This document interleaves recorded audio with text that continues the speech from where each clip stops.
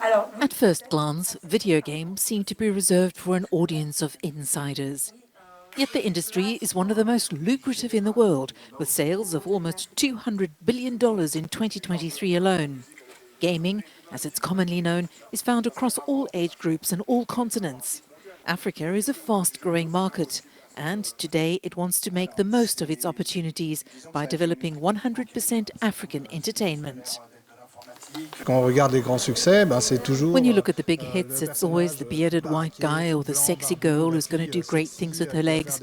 But the idea is, how do we renew all of that?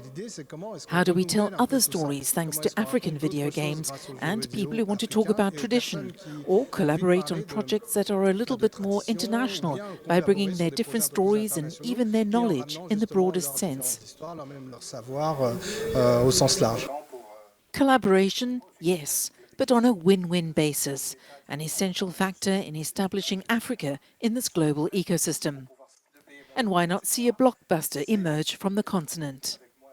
It's a global market, so Africans are playing European games and they have their games. So the level of competition is very high. What we need is more collaboration without falling into education. Because it's important to realize that Africans have skills that can be useful to Europeans, have ways of doing things that can be useful, but Europeans also have technical resources, simply because they started earlier. The crux of the matter is financing.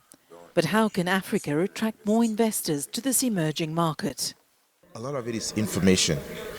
Meeting these investors where they are and letting them know the opportunity size of the continent, letting them see the quality of games that have already been produced in Africa. It's there, we just need to really get Africans who are like ambassadors of gaming to go out there, meet these people in Europe, in America, let them know the potential. In 2023, the Africa and Middle East video game market recorded the strongest annual growth in global revenues in the sector, reaching over $7 billion.